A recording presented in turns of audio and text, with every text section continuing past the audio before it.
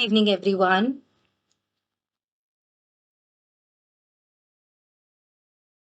Can you people hear me? Okay. Is the screen visible to everyone clearly? Okay, great.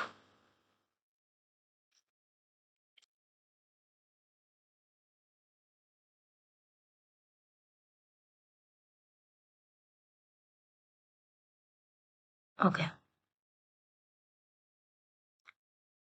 okay,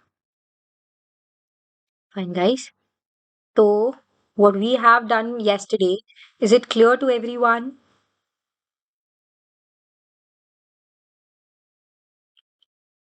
बोलिए. Any questions with the last class? Okay, good. And are we all handy with our pen and papers? Okay, yes, ma'am APO का syllabus आ गया है. Okay, भी हाँ. होगी. Yes, Aman.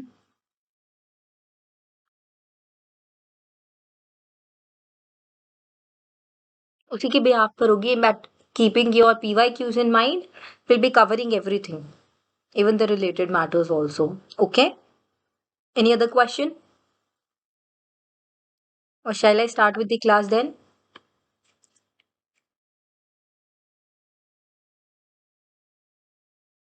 Great. Sure. Fine. So what we did yesterday was your basics of Police Act 1861, right? अब जो ये police act 1861 का आपका जो एक्ट है, ये एक्ट कब आया था? Anybody?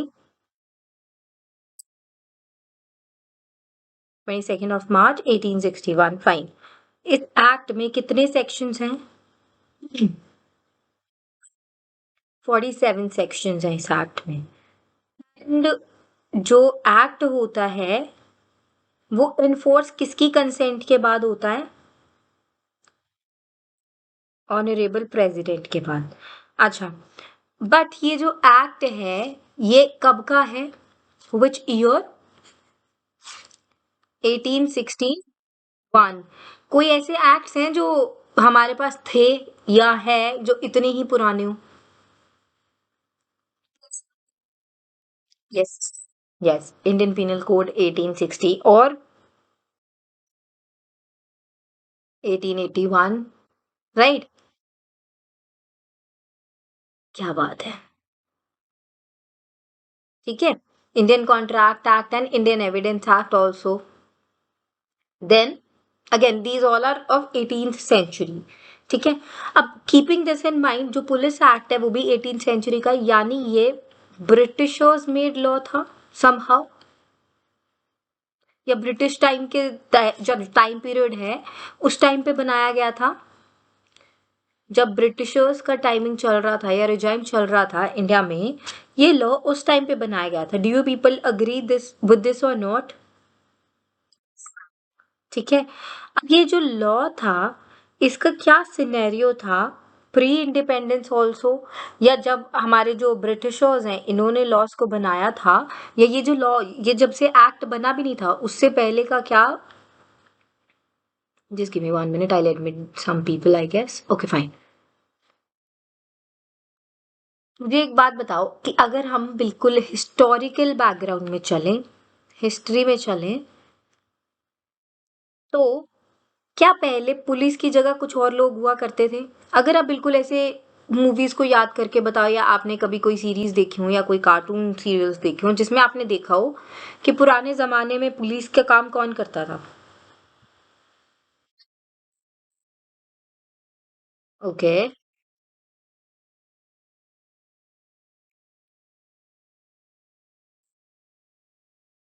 ओके.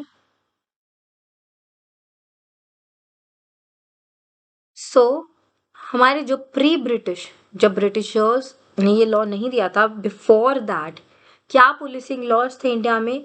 देखो, जो एंशियंट इंडिया था ना, उसमें जो भी लॉज बनाए गए थे उसे कौन मेंटेन करता था? अभी आपने बोला पंचायत, राइट?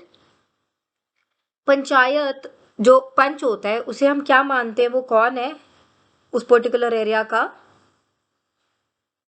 हेड है, right? So headman of that particular area. और क्या उस टाइम पे चौकीदार हुआ करते थे? राइट। सो स्टार्ट राइटिंग साथ साथ में। In ancient India, so that you have your own notes also handy, ठीक है, along with that. So in ancient India, law and order. Do I have a question here? Yeah. Okay, somebody has got added into the class. Fine. The law and order was maintained by the head of the village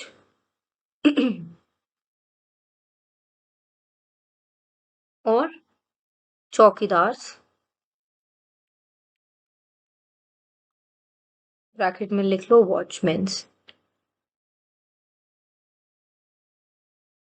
So these were those people who were maintaining peace and were performing the work of the police in ancient time period. देखिए, ancient time period में क्या था, police का काम इतना complex नहीं था जितना आज है. तो उस टाइम पे वो काम कौन कर दिया करता था? जो हेड होता था ना विलेज का, आप इसे हेडमैन भी लिख सकते हैं, हेडमैन ऑफ विलेज, जो आपका पंच होता था, सरपंच भी बोलते हैं जिसे, या चौकीदार, those were doing these works. Okay. But इसके बाद मुगल पीरियड आया. बिफोर हम ब्रिटिशर्स की बात कर रहे हैं, ठीक है, तब मुगल पीरियड था. मुगल पीरियड में कौन हुआ करते थे? ओके, सूबेदार होते थे. और कोतवाल नाम सुने?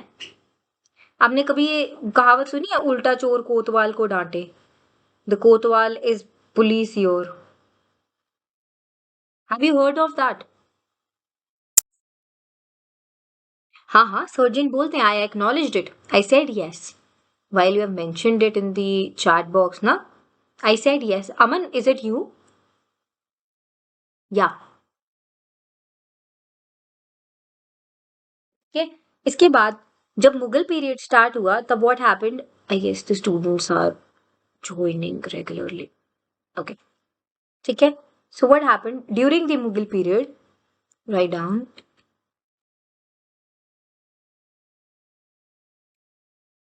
पुलिसिंग फंक्शन, जो पुलिसिंग के फंक्शंस हैं, so policing functions, they were performed by officials like, मैं इसे हिंदी में भी समझाऊंगी, 2 मिनट रुकिएगा प्लीज. Kotwal and फौजीदार. फौजदार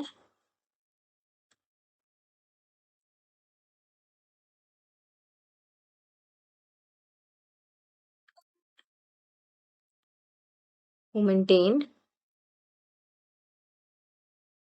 it's 1 minute, who maintained the law and order in a town or a village. तो सबसे पहले तो क्या बात कर रहे हैं ये, कि प्री ब्रिटिशर्स से पहले, यानी जब ब्रिटिशर्स अभी इंडिया में आए भी नहीं थे. सो एंशियंट टाइम्स की अगर बात करें, बिल्कुल पुराने टाइम में चले जाए, हमारे जब तक मुगल भी नहीं आए थे तब तक क्या था, नॉर्मल हमारे इंडिया में कौन हुआ करते थे? सरपंच हुआ करते थे, ठीक है, या हेड ऑफ दी विलेज हुआ करते थे, जिन्हें हम हेडमैन ऑफ विलेज बोल सकते हैं, या चौकीदार हुआ करते थे.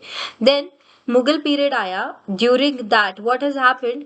ड्यूरिंग द मुगल पीरियड जो पुलिसिंग फंक्शंस थे वो किसे ट्रांसफर कर दिए गए थे? People like kotwals and faujdars. जो फौज के हेड थे, दोज वर कॉल्ड फौजदार्स, या फौज में थे जो. Then Kotwal was who was handling this police के फंक्शंस, ठीक है. अब एक बहुत ही हमारी जो फेमस कहावत भी है, उल्टा चोर कोतवाल को डांटे. That kotwal is considered the police. So as it is also an ancient saying, ये क्या है, एक पुरानी कहावत है। उल्टा चोर कोतवाल को डांटे ना, तो ये पूरा वर्ड भी जो कोतवाल है ना, that is very ancient time का, मुगल टाइम का वर्ड है ये, right. I guess somebody has some question. Somebody's mic was on. Who was it?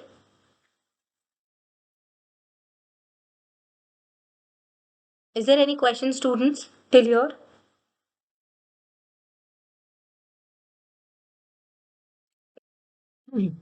फिर इसके बाद क्या हुआ, I make a flow chart also in the end, कि आपको हिस्ट्री पूरी समझ आए। अब हिस्ट्री समझ आएगी तभी आप इसे समझ पाएंगे कि आज के रूल्स एंड रेगुलेशंस ऐसे कैसे हैं, और 1861 से ये लॉज आज तक भी कैसे चल रहे हैं, ठीक है। अब इसके बाद आपके मुगल राज के बाद कौन आए थे, ब्रिटिशर्स। सो जो अर्ली एक्सपेरिमेंट्स थे बाय ब्रिटिशर्स, इसमें व्हाट दे डिड, सबसे पहले तो इंडिपेंडेंट एरा जहां पे सरपंच थे और कौन था, वॉचमैन थे। इसके बाद आए मुगल, वहां पे कोतवाल और फौजदार आए। फिर इसके बाद ब्रिटिशर्स आए। जब इन्होंने ब्रिटिशर्स आए तो इन्होंने क्या किया, initially in the beginning they continued with that system made by Mughals. So initially continued with Mughal policing systems, but afterwards इन्होंने बाद में क्या किया, when they gained a control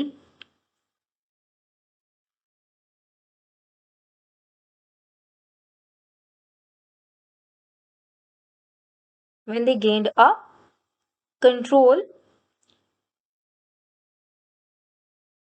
they realized the need for a centralized, disciplined, and loyal policemen.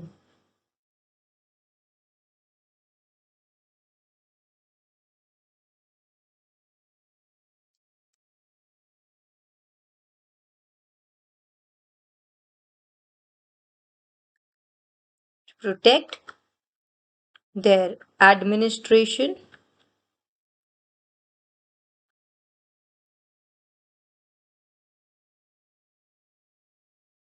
and revenue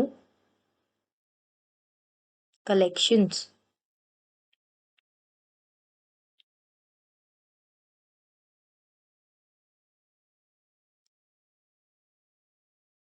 अब ध्यान से देखिए, सबसे पहले क्या था, प्री ब्रिटिश एरा से अगर पहले चले हम लोग, अब हम क्या मान रहे हैं कि ये 1861 वाला जो एक्ट है ये ब्रिटिश एरा में बना है, फाइन बना है।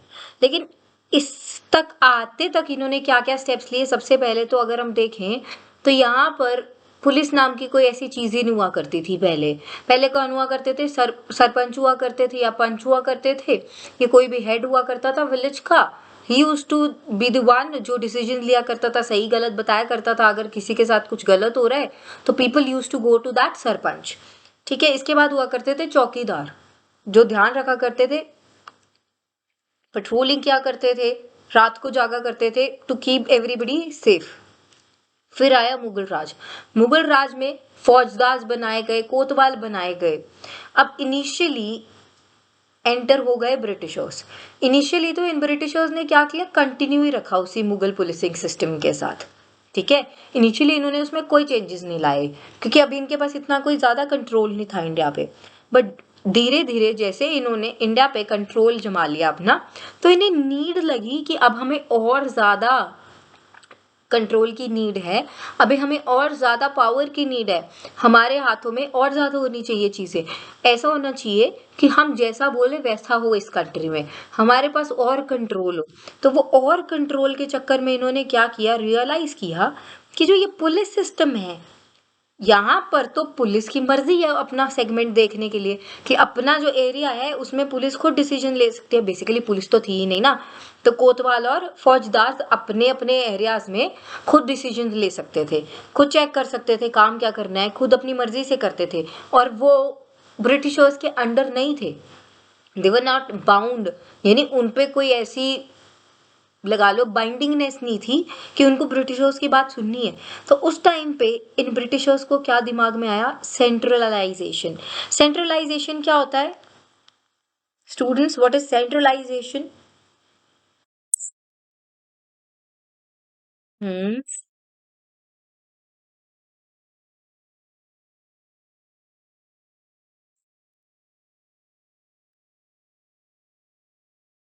यस।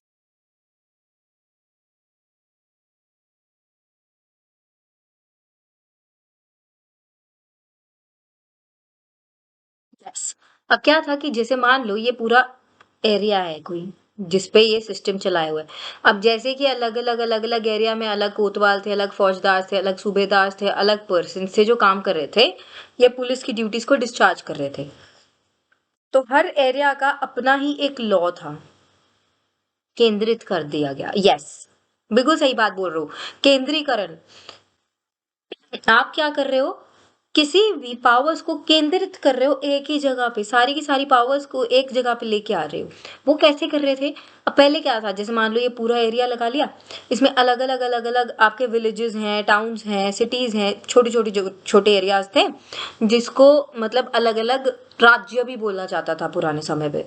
अब पुराने टाइम पे जो राज्य थे इनमें अपना अपना एक सिस्टम हुआ करता था। जैसे आपने कभी ये भी जाना होगा कि जब कॉन्स्टिट्यूशन बनाने की बात भी आ रही थी ना, तो कुछ राज्य ऐसे थे जहां पे राजा के अपने कुछ लॉज होते थे। अब वहां भी प्रॉब्लम आई थी कि इन लॉज को हटा के एक कॉन्स्टिट्यूशन कैसे लाना है पूरे इंडिया में, है ना। तो वैसे यहाँ पे क्या था, सबके अपने लॉज हैं, सबका अपना एक सिस्टम था। जैसे अलग कोतवाल अलग तरीके से काम करता था, अलग सूबेदार अलग तरीके से काम करता था, जो आपके ये थे फौजदार थे वो अलग तरीके से काम करते थे। यानी जहां पर जो भी पर्सन इलेक्टेड था, या मतलब लगा लो जिसे भी वहां पर ड्यूटी दी गई थी, वो पर्सन की ना अपनी एक सिस्टम था काम करने का जो बाकियों से अलग था। अब यहाँ पे यूनिफॉर्मिटी नहीं थी। अब यूनिफॉर्मिटी क्या होता है? सिमिलैरिटी। सब चीजों में सेम नहीं था, सिमिलैरिटी नहीं थी। अब यूनिफॉर्म कैसे आप समझेंगे, जैसे मान लो हम छोटी क्लासेस में थे तो हम स्कूल वगैरह जाते थे, जैसे तो हम लोग क्या पहन के जाते थे स्कूल्स में, यूनिफॉर्म्स। हम लोगों की एक जैसी ड्रेस होती थी सबकी, यानी वी वर लुकिंग यूनिफॉर्म, मतलब सेम तरीके का यूनिफॉर्म पहनाया क्यों जाता था, ताकि सब लोग एक जैसे दिखें, सब लोग सेम लगे। That was the basic concept behind the uniform. तो यहाँ पर इन लॉज की यूनिफॉर्मिटी ना होने के कारण ये सेंट्रलाइज नहीं कर पा रहे थे। तो इनको क्या नीड फील हुई कि सबसे पहले तो हमको हमारे अगर पावर्स को बढ़ाना है, इन चीज़ों को हमारे हाथों में लेके आना है, तो हमें सेंट्रलाइजेशन लाना होगा। इसके बाद डिसिप्लिन। पहले क्या था, पुलिस को कोई कंट्रोल ही नहीं कर रहा था, उन पे कोई मतलब ऐसे लाइबिलिटी नहीं लगाई जा रही थी, उनको किसी को आंसर नहीं करना था, किसी को आंसरेबल नहीं है, तो उनमें वो सेल्फ डिसिप्लिन नहीं था जो उन्हें चाहिए था। Then loyal police as in to them, यानी ब्रिटिशर्स की तरफ, टुवर्ड्स ब्रिटिशर्स। उन्हें क्या चाहिए था, अपने लिए लॉयल पुलिसमैन चाहिए थे, अपने लिए लॉयल पर्सन चाहिए थे, जो क्या काम करते उनके लिए, एडमिनिस्ट्रेशन का काम। अब एडमिनिस्ट्रेशन का मतलब क्या होता है कि देखभाल करना, देख रेख करना कि सारा काम जो ब्रिटिशर्स आपको कह रहे हैं वो ठीक से हो रहा है या नहीं हो रहा है। और दूसरा काम था रेवेन्यू कलेक्शन का। रेवेन्यू कलेक्शन मतलब जो टैक्सेस ये लोग लगाते थे, जो रेवेन्यू कलेक्ट करते थे, लगान बोलते हैं जिसको, लगान जो लगाते थे उसको क्या करते थे, ये लगान को कलेक्ट करना होता था। अब कोई पर्सन वो लगान को ठीक से ला करके इन्हें दे दे, इन्हें ऐसा पर्सन चाहिए था जो जिसपे ये ट्रस्ट कर सके, ठीक है। और वो ट्रस्ट किस लिए, एक तो एडमिनिस्ट्रेशन के लिए, एक रेवेन्यू कलेक्शन के लिए। अब इसे दोबारा से एक साथ समझते हैं कि सबसे पहले क्या था, प्री ब्रिटिश एरा था, वहां पे सरपंच हुआ करते थे। उसके बाद आया आपका मुगल एरा, मुगल एरा में कोतवाल और फौजदार थे। उसके बाद आए ब्रिटिशर्स। ब्रिटिशर्स जब इनिशियली आए तो इन्होंने जो हमने सिस्टम पहले चल रहा था इंडिया में, इन्होंने वही एज इट इज एक्सेप्ट कर लिया, ठीक है। लेकिन ग्रेजुअली इनको क्या नीड फील हुई कि अब हमें ये जो पावर्स है ना वो सेंट्रलाइज करने की नीड है, क्योंकि अब हमें क्या मिल गया है, कंट्रोल मिल गया। अब हम क्या कर सकते हैं, डिसीजन ले सकते हैं। और अब हमें अपने अगर अपना दायरा बढ़ाना है और एक्सपेंशन करनी है तो हम लोगों को क्या चाहिए, और कंट्रोल। और वो कंट्रोल कब आता है, सेंट्रलाइज करके चीज़ों को, सेंट्रलाइजेशन से कंट्रोल आएगा। तो इनको क्या क्या चीज़ की नीड फील हुई, क्या क्या चीज़ की ज़रूरत लगी, पहले तो सेंट्रलाइजेशन की, दूसरा डिसिप्लिन की, तीसरा था लॉयल पुलिस की। और लॉयल पुलिस का काम क्या था, एडमिनिस्ट्रेशन का और रेवेन्यू कलेक्शन का। इसके बाद एक रिवोल्ट हुआ था, ठीक है, रिवोल्ट यानी विद्रोह। यहाँ पर जो विद्रोह हुआ उसके बाद एक और पुलिस एक्ट बनाया गया। अब उसके बारे में पढ़ते हैं हम।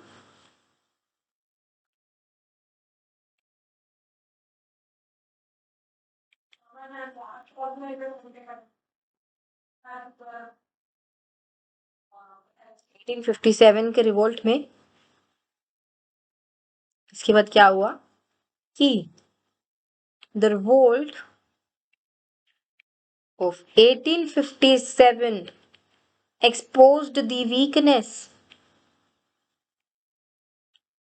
of the existing policing system. अब उन्होंने क्या किया, जैसे तैसे करके अपना एक पुलिसिंग सिस्टम बना लिया जो ज़्यादा सेंट्रलाइज था, ज़्यादा डिसिप्लिन था और उनको ज़्यादा फेवर करता था। जो लोग थे उन्हें एडमिनिस्टर करने में हेल्प कर रहे थे, ब्रिटिशर्स को रेवेन्यू कलेक्ट करके आने में हेल्प करते थे, उनके लिए रेवेन्यू कलेक्ट करके आते थे और उन्हें आकर दे दिया करते थे। तब क्या हुआ, एक रिवोल्ट हुआ 1857 का। अब उस रिवोल्ट के बाद, उस विद्रोह के बाद क्या पता चला कि जो हमने सिस्टम को यूज किया हुआ है ना, पुलिसिंग सिस्टम को, ये बहुत ही नाकाम और वीक पुलिसिंग सिस्टम है। यानी ये पुलिसिंग सिस्टम है, ये इतना स्ट्रांग नहीं है। सो इसकी वीकनेसेस सामने आई। उस वीकनेसेस के बाद क्या बोला, तब ब्रिटिशर्स ने क्या रियलाइज किया, then Britishers realised that the army alone was insufficient। जो फौजदार थे, आर्मी थी, फौजी थे, वो अकेले नहीं संभाल पाएंगे इंटरनल सिस्टम को। वॉज इनसफिशिएंट, क्या करने के लिए इनसफिशिएंट थे, to maintain the law and order. जो वो चाहते थे यहाँ मेंटेन करना, सो सॉरी, वो लॉ एंड ऑर्डर को मेंटेन करने के लिए क्या थे, इनकेपेबल थे।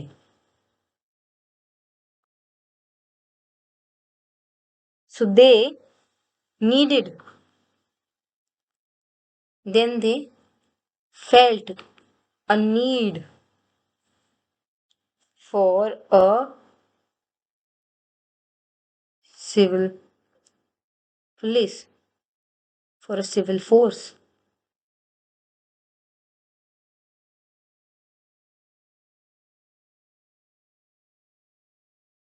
And then a civil police force which was organized, hierarchical, and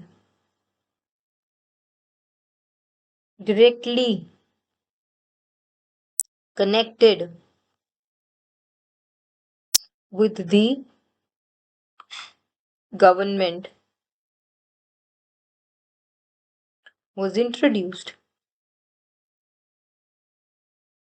अब क्या हुआ, अभी हमने देखा कि फौजदार थे और वो जो कौन थे, कोतवाल थे। अब इन्होंने क्या किया था, वही सिस्टम को आगे ले लिया था।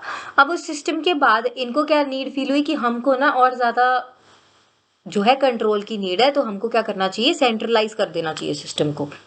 और उतने टाइम में क्या हुआ, रिवोल्ट हो गया, विद्रोह हो गया। अब 1857 के उन्होंने थोड़े बहुत अमेंडमेंट्स किए थे, ज़्यादा सेंट्रलाइज बनाया उस सिस्टम को पहले से, और इतने ही यहाँ क्या हुआ, विद्रोह हुआ।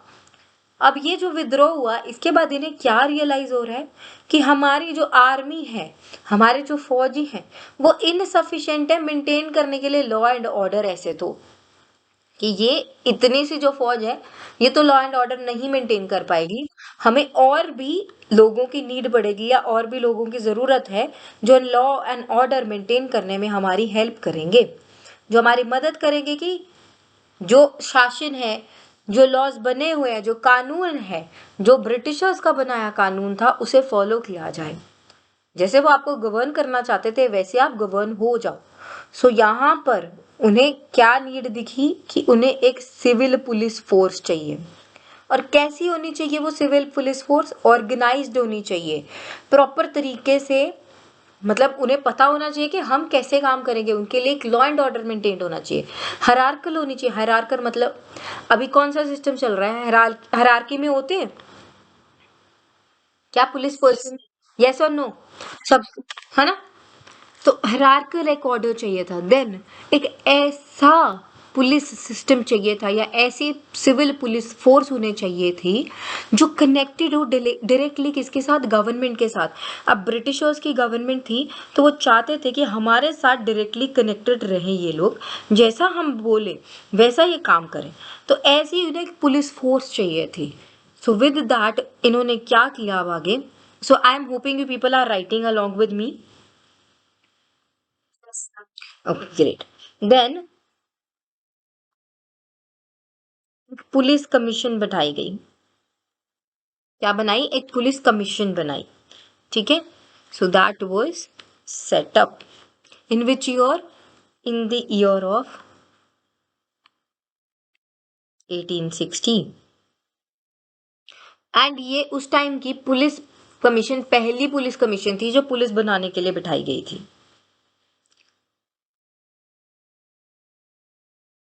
This commission gave around, sorry, gave its report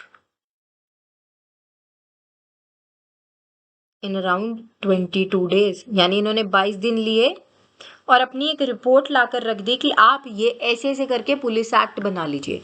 क्या हुआ फिर उसके बाद? अब इन्हें क्या फील हुआ कि हमको एक ऐसी पुलिस फोर्स चाहिए, सिविल पुलिस फोर्स चाहिए जो ऑर्गेनाइज्ड हो, हायरार्किकल और कनेक्टेड हो, डायरेक्टली कनेक्टेड हो किसके साथ? गवर्नमेंट के साथ। तो इसी के लिए इन्होंने क्या किया? एक पुलिस कमीशन बनाया जो पहली बार कब बनाया गया था? 1860 में। यानी ऐसा कुछ कमीशन जो पुलिस एक्ट बनाने के लिए बनाया गया वो 1860 में पहली बार बनाया गया था। अब ये जो पुलिस कमीशन है, इस पुलिस कमीशन ने क्या किया था? इस पुलिस कमीशन ने अपनी एक रिपोर्ट दी थी अराउंड 22 days के अंदर अंदर, 22 दिन के अंदर में इन्होंने क्या दी थी? अपनी पहली रिपोर्ट दे दी थी। उस पहली रिपोर्ट में इन्होंने क्या लिखा था कि आप इस तरीके से क्या बना सकते हैं? पुलिस एक्ट बना सकते हैं। सो आगे लिखिए। सो the police act 1861 was based on a draft that was put forward by the 1860 committee या कमीशन, जो भी बिठाई थी हमने। यानी इन्होंने फिर क्या बना दिया था? एक ड्राफ्ट बना दिया पुलिस एक्ट 1861 का जो बेस्ड था आपके इस ड्राफ्ट पे। अभी दोबारा समझिए इस बात को, क्या बोला मैंने अभी अभी कि फिर इन्होंने क्या किया? एक कमेटी बिठा दी जिसका नाम था द पुलिस कमीशन। अब वो जो एक पुलिस कमीशन थी ना, इन्होंने क्या किया? 1860 में इन्होंने बनाई। इन्होंने सिर्फ 22 दिन के अंदर अंदर एक ड्राफ्ट दे दिया कि ये ड्राफ्ट है, आप ऐसा लॉ बना सकते हो, पुलिस एक्ट बना सकते हो। और इस ड्राफ्ट को यूज करके इन्होंने, जो ये 1860 के कमेटी ने जो इन्हें दिया था, उसको यूज करके इन्होंने क्या ड्राफ्ट कर लिया? द पुलिस एक्ट 1861, जो इसी ड्राफ्ट पे बेस्ड था जो 1860 की कमेटी ने इन्हें दिया था। Then it was authoritarian. अब क्या है? It was authoritarian. लिखिए नेक्स्ट, फिर मैं समझाती हूँ आगे भी।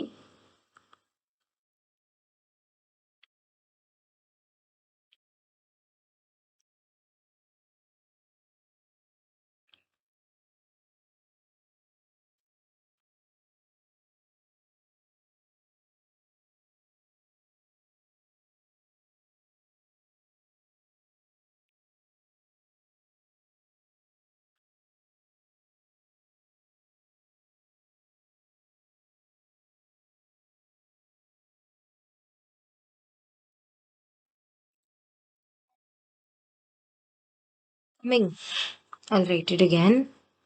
Nature coming as it did in the aftermath of 1857 Sepoy Mutiny.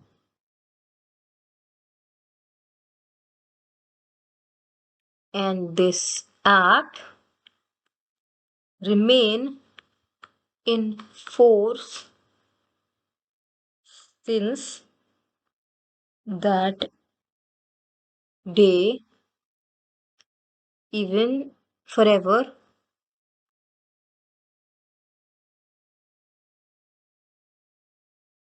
even in force today also. अब उसके बाद क्या हुआ कि वो जो कमेटी है उसके बेसिस पे उसने जो रिपोर्ट दी उसके बेसिस पे इन्होंने एक एक्ट बनाया जिसका नाम था द पुलिस एक्ट 1861। अब क्या हुआ, ये जो एक्ट था इसे पास करवाया गया सिंपली, और ये जो एक्ट था ये एक अथॉरिटेटिव एक्ट था इन नेचर, यानी ये अथॉरिटी दे रहा था उन लोगों को। ठीक है, एक अथॉरिटेटिव एक्ट था, अथॉरिटी दे रहा था एज इन उनको पावर दे रहा था। जो पुलिसमैन होंगे उनके पास कुछ पावर्स है ना एक्शंस लेने की, कुछ मान लो अगर आप किसी पुलिस वाले पास जाते हो कि मेरे साथ कुछ गलत हुआ है, उसके पास कुछ तो एक्शन लेने की पावर है ना। सो वैसे उस नेचर का ये एक्ट बनाया, और ये आया था इस 1857 के रिवोल्ट के बाद, इस 1857 के विद्रोह के बाद, जब उन्होंने रियलाइज कर लिया था कि नहीं भाई अब हमें एक प्रॉपर एक्ट की नीड है। और उस दिन के बाद से लेके आज तक ये एक्ट क्या है, यही है और एप्लीकेबल है। इसे जल्दी से नोट कर लीजिए, फिर हम रिवाइज करते हैं।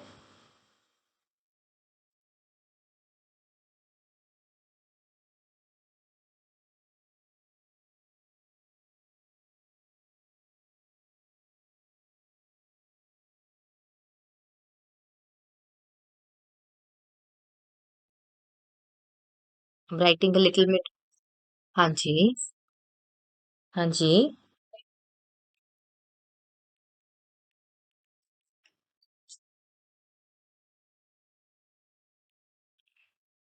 आपको ये एक्ट परचेज करने की नीड नहीं है, आप इसका बहर एक्ट ऑनलाइन भी कर सकते हो, इसमें बहुत ही कम से ऐसे सेक्शंस हैं। तो बेटर है कि आप इसके खुद के नोट्स ही बना लो। बाकी रेस्ट अगर आप चाहते हो कि आपको बहर एक्ट खरीदना ही है तो आप कोई भी खरीद सकते हो, जो भी मतलब आपको लैंग्वेज ज़्यादा अच्छे से समझ आती है। अगर आपको हिंदी में ज़्यादा अच्छे से समझ आता है तो आप हिंदी वाला बहर एक्ट ले लो, नहीं तो मैं प्रेफर करूंगी कि आप इंग्लिश वाला ही लें, क्योंकि अगर आप इंग्लिश में पेपर, हाँ सिंपली वही मैं कहने वाली थी आपको। आप क्यों मतलब उधर जा रहे हो ना, क्योंकि आपको ये जो माइनर माइनर से एक्ट्स हैं इनके लिए तो आप सिंपली अपना पीडीएफ ही यूज कर लो। Rest is your choice entirely, whatever way suits you the best for studies। ठीक है, देन जो ये पुलिस एक्ट है 1861 के बाद का, that was legislated by, legislated by मतलब, लेजिस्लेटेड का मतलब क्या है कि इसे एक्ट को बनाया, गठित किया, किसने किया, by Britishers right after the revolt of 1857। Right after जो ये रिवोल्ट आ गया था 1857 का, उसके बाद इन्होंने क्या कर दिया, ये एक्ट बना दिया। क्यों बनाया था, to bring in efficient administration of the police in the country। Country में पुलिस का, पुलिस के रिलेटेड एक एफिशिएंट एडमिनिस्ट्रेशन, कि पुलिस को कैसे गवर्न किया जाना चाहिए, पुलिस कैसी होनी चाहिए, पुलिस के क्या क्या काम होने चाहिए, उसके रिलेटेड मैटर्स के लिए आपको एक एफिशिएंट, एफिशिएंट मतलब एक बहुत ही अच्छा सिस्टम चाहिए था। सो ब्रिटिशर्स ने क्या किया, राइट आफ्टर जब ये विद्रोह हुआ 1857 में। इसके बाद इन्होंने क्या किया, ये एक्ट बना लिया था राइट आफ्टर दैट। और एंड टू प्रिवेंट, और वो क्या प्रिवेंट करना चाहते थे, prevent any future revolts, any future revolts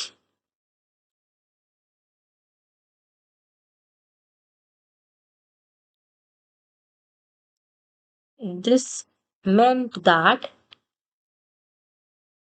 the police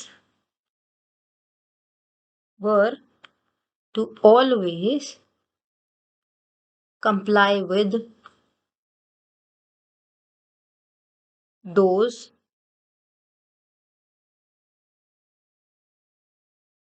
in power।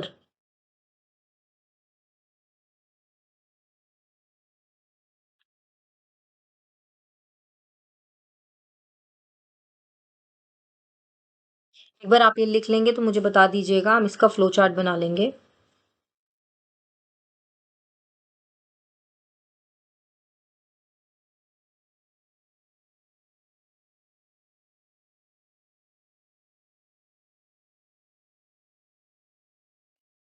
Done, ठीक है।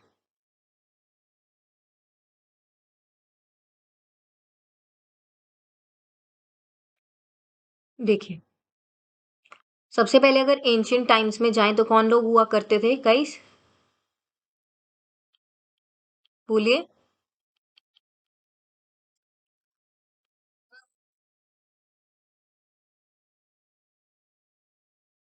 हाँ, head of village and sarpanch, ठीक है।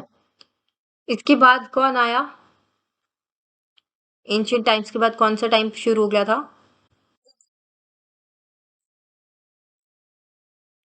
उसमें कोतवाल और फौजदार।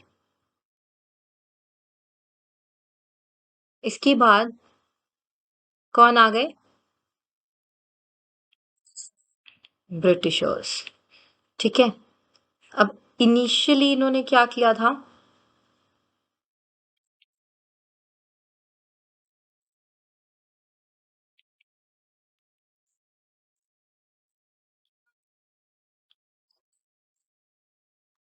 यस, इनिशियली इन्होंने क्या किया था, initially they accepted the same system made by Mughals, but later on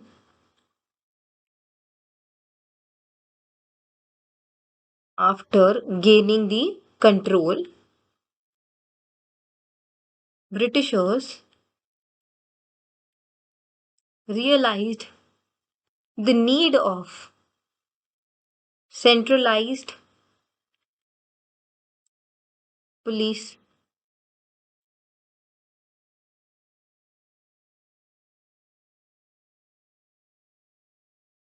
Then what happened?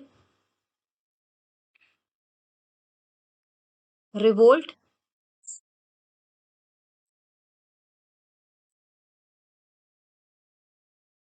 Yes.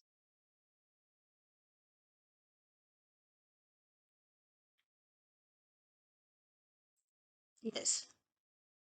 To show the weakness of existing system.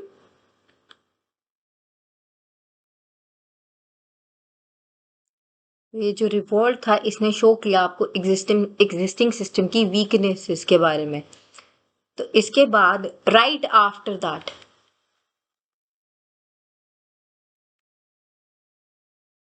कौन सी कमेटी बिठाई गई या कौन सी कमीशन, पुलिस कमीशन, जो पहली बार बनाया गया था। Yes,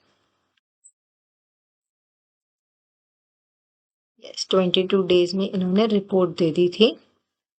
and based on that report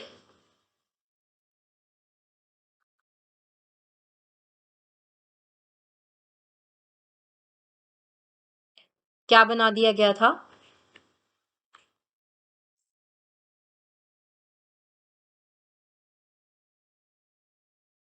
even applicable today.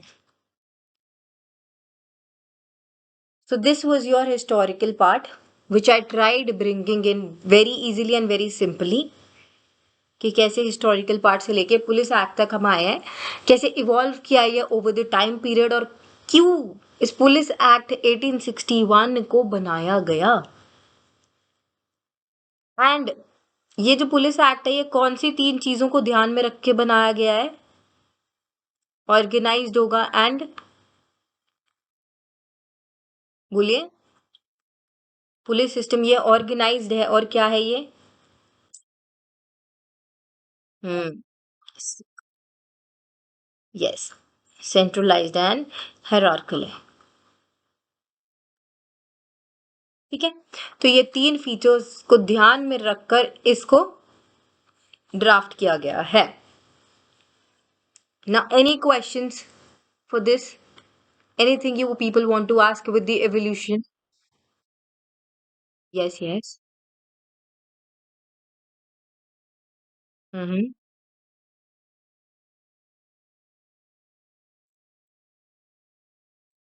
हाँ जी।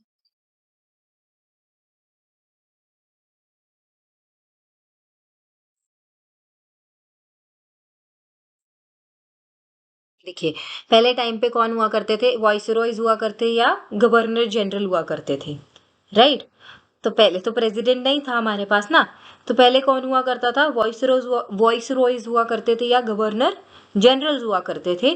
अच्छा, इसके रिलेटेड भी लिख लो फिर आगे ना, इसमें ऐड ही कर लो यही आप पॉइंट्स ना, कि जो पुलिस सिस्टम था ना, so the police formed now after that, जो आपका करंट में है, formed was professionalised. Nice question दो, ठीक है। Professionalised on the basis of police act of 1861। इस एक्ट को ऑब्टेन्ड, अभी जैसे प्रेसिडेंट की असेंट चाहिए होती है ना, पहले चाहिए होती थी गवर्नर जनरल की assent, of the governor general on, कौन सी डेट थी कल लिखवाई थी? Yes, 22 March 1861।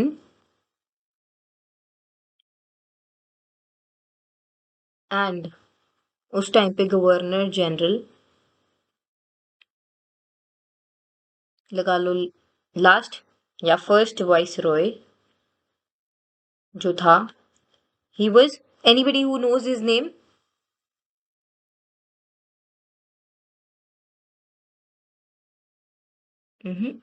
Charles John Canning. Canning का नाम सुना है? और फर्स्ट ऑल कैनिंग, दोनों इसी के नेम है, CNNING, ये लिख लीजिए। नाइस क्वेश्चन इट वाज, ठीक है। तो आई गेस ये वाला डाउट भी था। चार्ल्स, सी CARLES, कार्ल्स चार्ल्स, मेरे को नहीं पता इसको क्या बोलते हैं, आई राइट इट अगेन, रुको। CARLES, John Canning.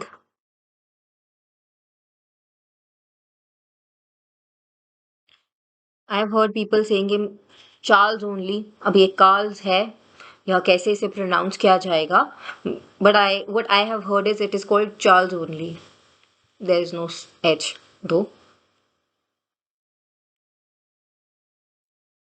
Yes,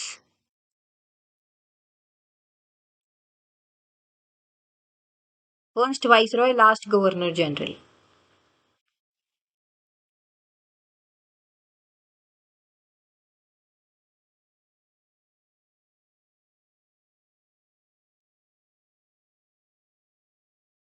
Have you people noted this? Yeah, I do. I'll do that. Done? I'm waiting. It's fine. You can let me know once it is done. And if anybody else wants me to scroll it up to note down anything, you can tell me about that also. हाँ जी, हाँ जी, हाँ जी, हाँ जी, हाँ जी। ये इसी day पे enforce हो गया था, सेम ही। पहले हमारे कुछ ऐसा डिफरेंट नहीं होता था। अभी आया ये कांसेप्ट कि इनैक्टमेंट डेट और एनफोर्समेंट डेट अलग-अलग हैं, ठीक है? मतलब कुछ एक्ट्स में है बट इसका जो एनफोर्समेंट है वो सेम डे से ही हो गया था 22 मार्च, क्योंकि ये बहुत ही हर्रिडली आया था ना। दे फेल्ट अ नीड कि ऐसे तो हमें ओवरथ्रो कर दिया जाएगा।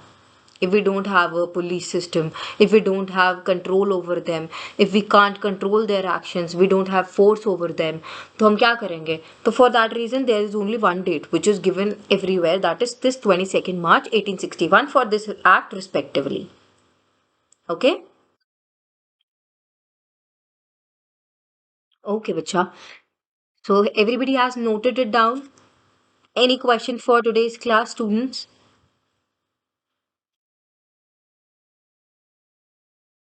नोट्स हिंदी में मिल सकते हैं। मैम ये नोट्स हिंदी में मिल सकते हैं। हिंदी में। Okay, I'll think of it. And if it is possible for me to make it in Hindi also, I'll let you know, Saurav. Okay? That would be informed to you by tonight itself. Okay? We'll decide and I'll inform it to Sir. You can confirm it from him. Okay? So, any other question anybody else has? Shubham, Priya, Yushi, Arsh, Aman, Saloni, and there are more students also. Anybody?